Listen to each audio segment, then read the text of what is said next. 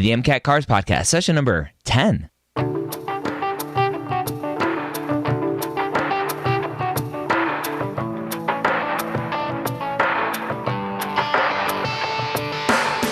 The Cars section of the MCAT gives thousands of pre-meds nightmares every night. Whether you're an ESL student, lack confidence while reading, or are a slow reader like me, Jack Westin and the medical school headquarters are here to help you score higher in every section so you can be confident you're ready to get the MCAT score of your dreams. Welcome back to another MCAT Cars podcast. Welcome back if this is not your first time here. Welcome if this is your first time here. I'm excited to have you here. We are excited to have you here. I am joined by Jack Westin, founder of jackwestin.com, the MCAT Cars tutor.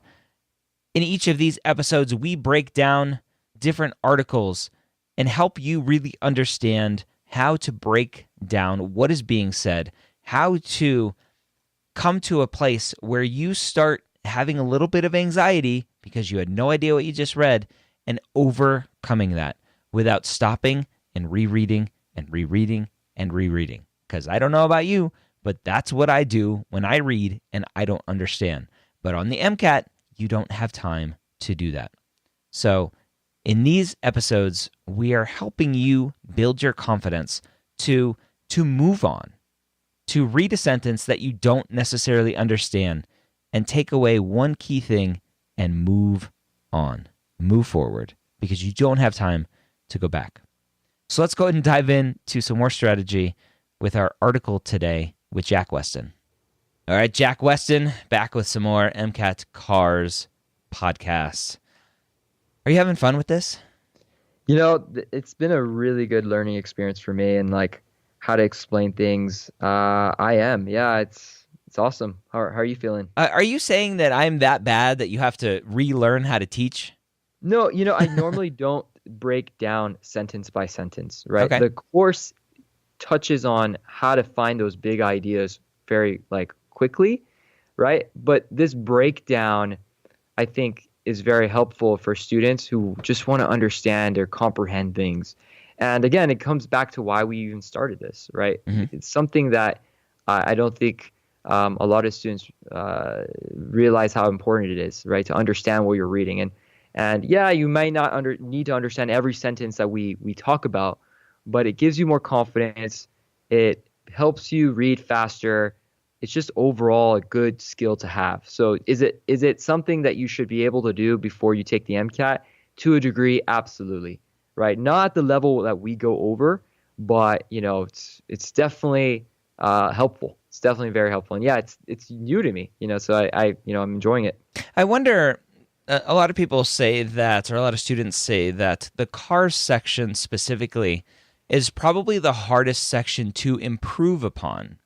And I wonder if that's really why. Because if you're in Chem Phys, you're biochem, you can learn the content to better answer the questions. But for cars, it's harder to learn how to do what we're teaching now in these podcast episodes, to really break down what it is you're actually reading. Most students don't get to that nuanced level of learning. Exactly. Yeah. So cars, I like to say, is a section that teaches you how to learn in a quick manner. So it teaches you, it prepares you for new ideas, new things that you've never seen before. In chemistry, physics, you've seen those concepts over and over again. That the fact that it's familiar to you gives you more confidence when you do those questions on test day, right? But with cars, you've never seen this passage we've gone over, right? Or we're going to go over. And you're required to understand it immediately as soon as you read it, right? And you don't have that luxury on test day to sit there and look at it forever and ever and ever. You have to identify the key points immediately. And I don't know if you agree with this, but I think that's what medicine is all about, right? Being able to think on your feet, being able to look at something and to deduce or come up with ways to solve the problem, right? So in a way, this is good preparation for the kind of studying and the kind of stuff you're going to be looking at throughout your medical journey. Yeah. right? But it's funny because none of it is science based, Yeah. which is sad, but that's the reality we live in. Yep. Okay. Okay. All right. Passage that we're going over today. Anything that we should be aware of before we jump into it? No, it's gonna be a pretty straightforward passage. I think a lot of students will enjoy this one. Not so difficult to read. We'll bring up some interesting points. Should be a standard read. Shouldn't be so bad. Okay. In 1931, Pearl S. Buck published the novel The Good Earth. So pretty straightforward. This is the kind of sentence that I like.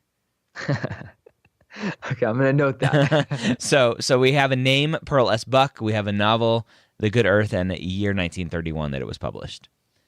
All right. Buck was born in the United States but raised in China, the daughter of fervent missionaries from West Virginia.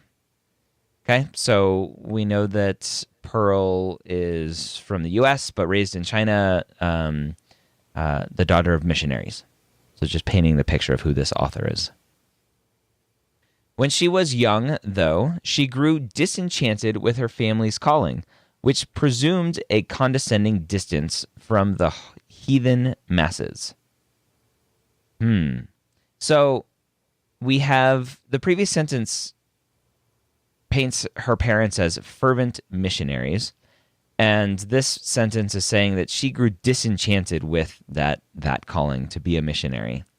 The last part of the sentence, which presumed a condescending distance from the heathen masses, I don't know what that means, but all I'm taking away from the sentence is that Pearl grew apart from her parents being missionaries.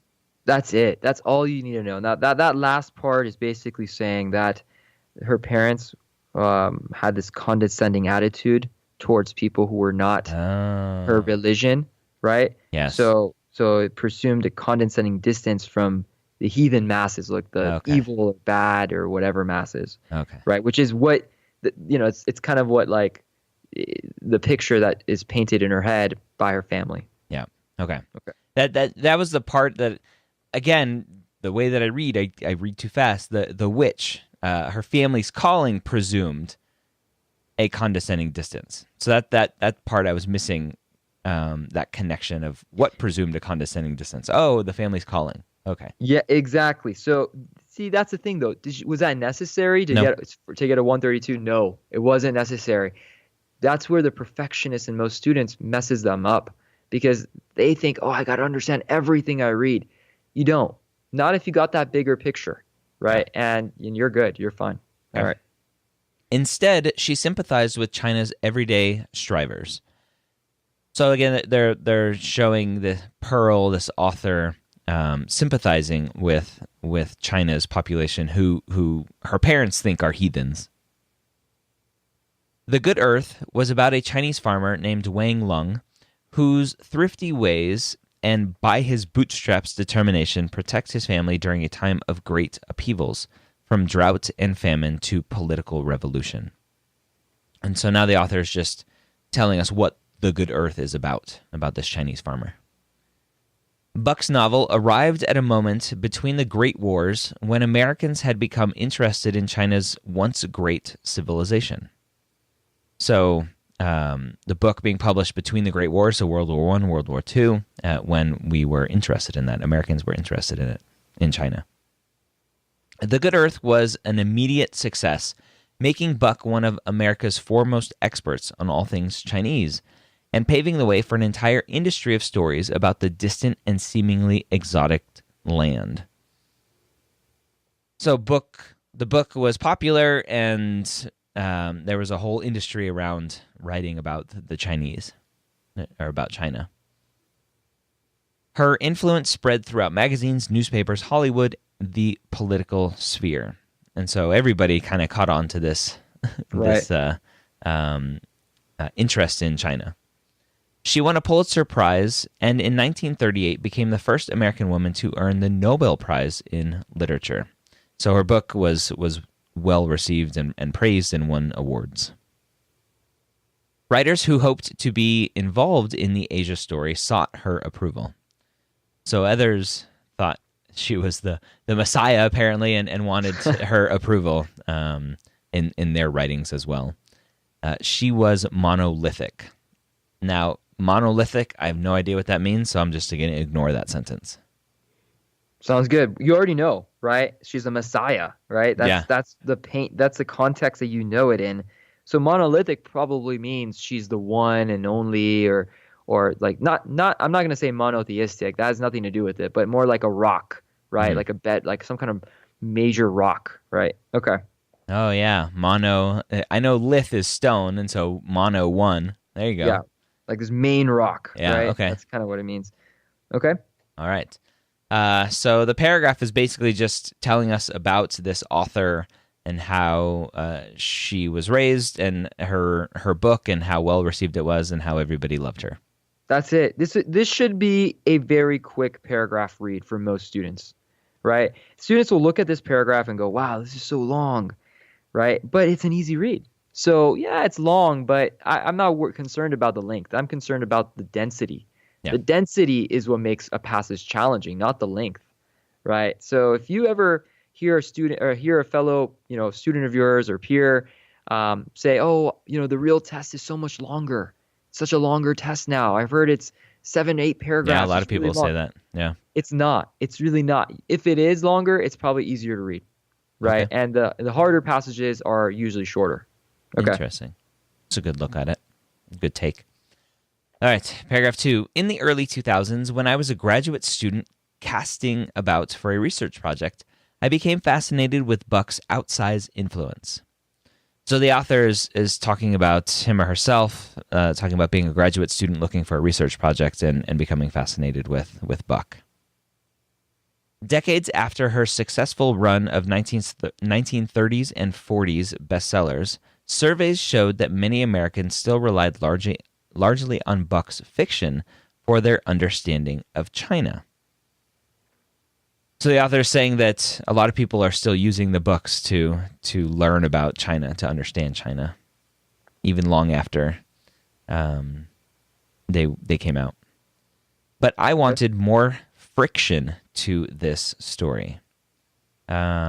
Interesting, more friction to this story. So again, the last sentence of these paragraphs is confusing me, and so I just ignore it. But the paragraph is just basically saying that a lot of people still use Buck's fiction to understand China. Excellent. Yeah. Now, you definitely caught on to that friction sentence, right? What is friction usually? Is that a good thing? Do you want friction or do you not? Bad. Probably. Friction's usually bad. Right. So maybe she's trying to look for the bad part of this story, right? She's like, look for something that's like, so far, everyone's like bowing down to her, right? Bowing down to Buck. Buck, yeah. Right? So in this case, maybe she's looking for more stuff, more, maybe something that's bad about her. Trying to dig up some dirt. Exactly. Yeah. On the way home from the library, I would often stop at a local barbershop to buy the latest mixtapes from New York City crews like the Diplomats and G Unit, DJs like Woo Kid, Clue, and K Slay. Okay, so now we're talking in one paragraph about Buck in China to walking home from the library and buying mixtapes from DJs and rappers, apparently. G Unit? All right, let's go. Okay. It seemed like every few weeks, new artists would emerge from nowhere by dissing whoever was just in front of them. Okay. So this sentence is really interesting. It seemed like new artists would emerge by dissing whoever was just in front of them. But the previous paragraph was saying, I wanted more friction to the story. So it sounds like the author wants to diss who was in front of him or her by finding this friction. That's interesting. Maybe. Okay. Yeah. It seems like a really random, like completely at first random. Take, you may be thinking, wait, am I reading the same article? Yeah. Did they copy and paste from the wrong article? Yeah. Or did we? Yeah.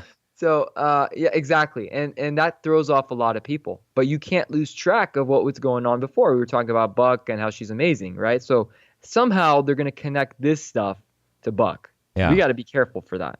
All right, let's go ahead. Beefing with someone slightly more famous was how you came to understand the surface of the playing board. Who was a king and who was a pawn? So this may confuse, I think, some people, the word beefing and what that actually means in our culture. but basically saying having issues with someone who's a little bit more famous with you is how you learn, basically, how to come up. So yeah, beefing is tough to understand unless you are aware of American culture, right? Right. But because something that a lot of it's not used often, right? It's not a word that we use in our daily vocabulary, or at least most people don't use, hopefully. But it does say right before it, by dissing whoever was just in front of them. Mm-hmm. So we now know dissing is hopefully everyone knows that is what is insulting. Yeah. Right. So beefing may relate to insulting or dissing in some way. Mm-hmm. Right. So dissing or insulting someone slightly more famous, etc. Okay. And now it says something interesting. I really like this. Who was a king and who was a pawn, right? Which is referencing chess, Mm-hmm. right? You may not play chess, but obviously a king is the most important piece on the chessboard, right? You have to protect that, and it's really the whole point of the game. Yep. And a pawn is one of the soldiers that kind of die early on in the game. So exactly. So it's just trying to show us, like, with this dissing or beefing, you can see who's strong and who's not strong. Yeah. Okay. Hip hop has always assumed a measure of antagonism, a mythology built on street corner battles between rappers, dancers, and DJs. So the author's just painting this picture of hip hop and kind of where it came from. But occasionally, these momentary rifts would take on lives of their own, and there has been no sturdier engine of change than full-fledged beefs. So we're back to this beefs word. I was like, oh, okay, what does this mean again? So again, just these battles between rappers, dancers, and DJs taking on the life of their own. In the mid-1980s, the Bronx rapper KRS-One went after MC Shane for the simple reason that Shane had dared to record a song touting his neighborhood in Queens. So he's just giving an example here of one rapper going after another. One rapper having a beef. Years later, I was talking to a well-known rapper from around Shane's way who said that KRS's ferocity had crushed the entire borough's esteem. So this beef that went on between the two rappers had kind of had an unintended consequence of crushing the Queens, the borough's esteem. Okay. Interesting. Okay, still wondering where this is going. Beef is what propelled artists like KRS and later Jay-Z and 50 Cent to new artistic heights. Wow. Okay. What does that mean? What does that say? I think that's important. Yeah, so the author is saying that it was these conflicts, these beefs that helped certain artists, naming a couple, Jay-Z, 50 Cent, and KRS, to more fame, new artistic heights. Yeah, that's it. I mean, that's exactly it. So beefs seem to be something that helps artists, right? In some way, makes them get better, become better artists in some way. Mm-hmm. New artistic heights. So they're doing great things, right? Yep. Okay. All right. Let's see if we get back to Buck again. Beef is how you won and another lost. It's how you understood in the first place that cultural supremacy could be a zero-sum contest. So beefs, how you won, how you lost, understanding cultural supremacy. So understanding who's better, it could be a zero-sum contest. So this could be, I think, a challenging sentence because you have cultural supremacy. What does that mean? Zero-sum contest. What does that mean? So I think this might be a hard sentence for some people, but I think it's basically saying that that through these beefs is how you became stronger, how you won, how you beat someone else, and that it is a zero-sum game. Two people can't win. One person's winning, one person's losing. The first 7 words, right before the hyphen or dash or whatever you want to call that, explain the rest. Yeah. So beef is how you won and another lost. That's it. So dissing is whether a winning or losing kind of thing. And zero sum is another way of saying that. Zero as in you didn't win anything, some meaning like you won, right? You got something out of it. Mhm. So the rest isn't that important compared to the first half. Okay. It's how lesser lights showed everyone they were even worth listening to. So this one again is confusing a little bit. How lesser lights? What are like the author is, I guess, showing us lesser lights to be new people, Someone who's new or maybe less less or not famous. less famous, not as good, right? Are perceived as good, right? So lesser lights is referring to people who may not be the most popular or the most well regarded. Yeah, and they were using beefs to show that they were worth listening to Right. and winning at those beefs. Correct. I'm assuming.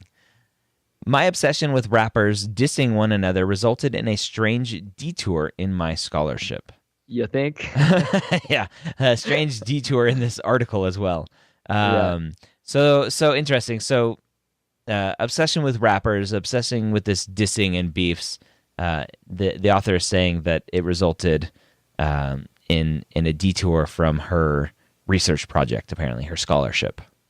Okay. And a lot of people will read scholarship as like, oh, like money from schools to go to school.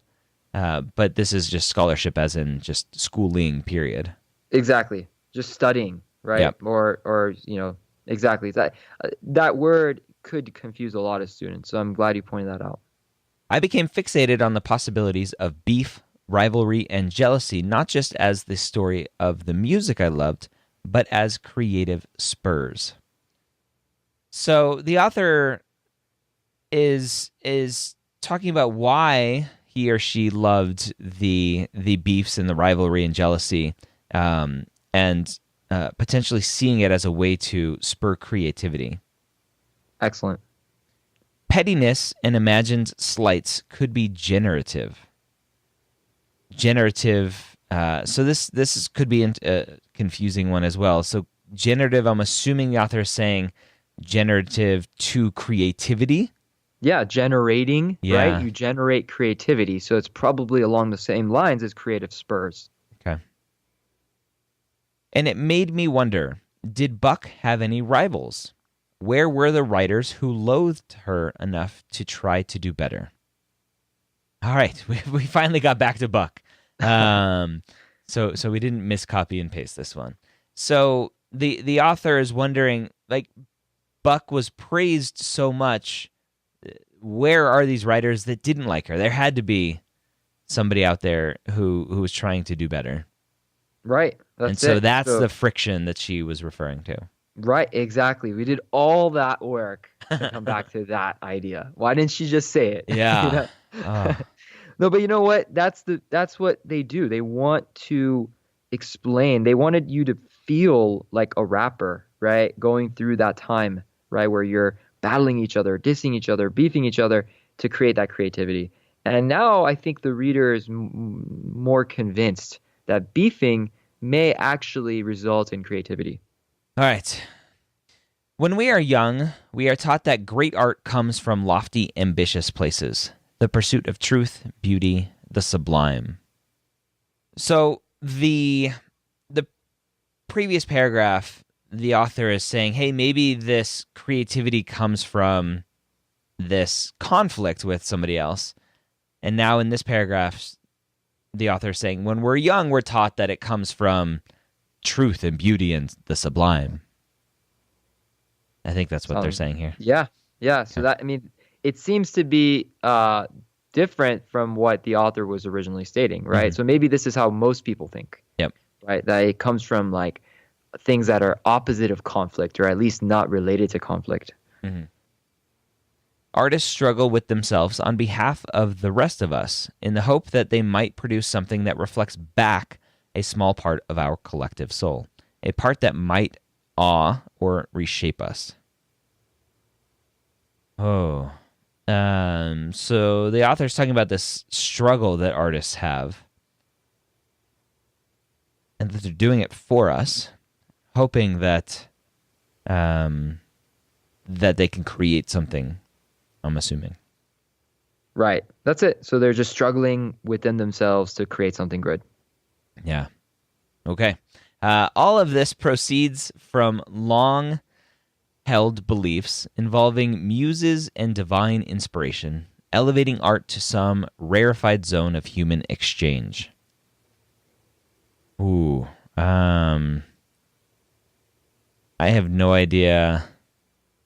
So I think what they're saying, the last part, elevating art to some rarefied zone of human exchange, the author is saying that I think some people are saying that to be artistic, it's this rarefied zone. It's something divine inspiration, Yeah. as they say, and not Yeah. necessarily the conflict that the author was talking about previously. Right. Seems very noble, right? Yeah. Seems like something that is like a higher calling in a way. Yeah. Right. And not just you're mad because the other artist is dissing your neighborhood or talking about your Exactly. Yeah. neighborhood. A good book or a painting, we are told, can improve our lives. So just a general statement. I don't think there's really much there other than that it can improve our lives. But rap music taught me a different story about inspirations and motives. So going back to rap and how it's influenced the author. When someone undeserving is praised too loudly, this too abets creativity. So the word abets, I'm not sure what that means. I'm assuming creates is what it means. It creates creativity, sparks creativity. Yeah. And so the author is going back to the rap paragraphs and saying, it's not necessarily only divine inspiration and artist struggles, but it's also jealousy, maybe, when someone undeserving is praised too loudly. So jealousy spurring this creativity. It's kind of it's referencing beef, right? If you're undeserving of the praise, right? Like maybe that should lead to some kind of beef, which leads to some creativity, right? So it's kind of going back to the same idea we've been on this whole time. Yeah. Right. So it does paint the picture as to how most people perceive creativity. Most people think it's something that just not effortlessly, but something that just comes out within us, right? But maybe it's actually something that involves conflict with other people, not necessarily something that is a conflict within yourself, but conflict with other outside elements, right? So yeah, so great. So what do you think's the big picture of this article? What should you take away from this? Oh man, that I think the big takeaway is is that to be creative, there are many sources of creativity, but a lot of it is related to conflict. I think is That's it. Yeah. Yeah. Beefing or dissing or conflict leads to creativity, right? And now you may be thinking, well, isn't Buck part of the main idea? Right? Yeah, that was why I paused so long. I'm like, how does Buck work into this? I'm like, I don't think she does. No, she doesn't. It's that point. She only brought up Buck to prove her point, right? So Buck is not the central part of this thesis, right? It's not that important relative to the bigger argument of creativity, of how we can bring in creativity, right? Now the author does question how the heck does Buck become so creative when there's no conflict? I don't see any conflict, right? I know conflict should come from creativity. Creativity should come from conflict. But at the end of the day, the bigger argument, the point that the author tries to make is that conflict creates creativity. And I would tell you, Jack, that the conflict for Buck was being disenchanted with her family's calling. That was her conflict. Oh, that's great. Yeah, that's a great point. It's because I read and understood it. Yeah, you never know, because we only take out the first 5 paragraphs, but they could continue on and talk about Buck, and who knows, right? Okay, good. That was a very standard read. It shows you how they can go through something, they can talk about something, and then totally change direction, right? And then bring it all together at the end, which is something that most passages do. So it's very standard. Reason why I think most students will enjoy this is because it's talking about something relevant to their lives, right? Jay-Z, 50 Cent, dissing, beef, Yeah. Drake, who knows? I don't know if Drake is having beef with anyone right now, but Yeah. probably, right? And you just learned something new, right? You probably never thought of this, but maybe Drake or whoever today is beefing each other is because it creates creativity. It's actually helping them, right? Yeah. So that's something that you can take away from this article, that you may not have ever thought of or may have never read before. All I'm picturing is Eminem and 8 Mile having a rap battle and kind of getting his launch from that, crushing it. Yeah. Yeah, when it said lesser known or whatever, lesser liked, I was thinking of Yeah. Eminem there. Yeah. All right, there you have it. Another great article, an interesting one about Pearl and her Good Earth novel, and apparently rapping as well. If you're looking for some more personalized attention with your MCAT CARS strategy, with your MCAT CARS prep, go check out medicalschoolhq.net/Jack Westin and learn about his MCAT CARS strategy course. By going to that link, it automatically activates a $100 coupon that you can use towards the MCAT CARS strategy course, where you are going to get over 70 hours of instruction to learn to master the critical thinking skills necessary to get the CARS score of your dreams. You'll get personalized attention, you'll gain confidence with clear, proven methods from Jack Westin, the expert in the CARS section. Go to medicalschoolhq.net/Jack Westin to activate that $100 off coupon, or text the word CARS coupon to 44222 and we'll send you that link as well. Hope you have a great week. We'll see you next time here on the MCAT CARS podcast. When you use the links provided in this podcast, you're helping to support MedEd Media and the podcasts that we produce. Not only do you get a discount, but we earn a small commission as well. Thank you for your support.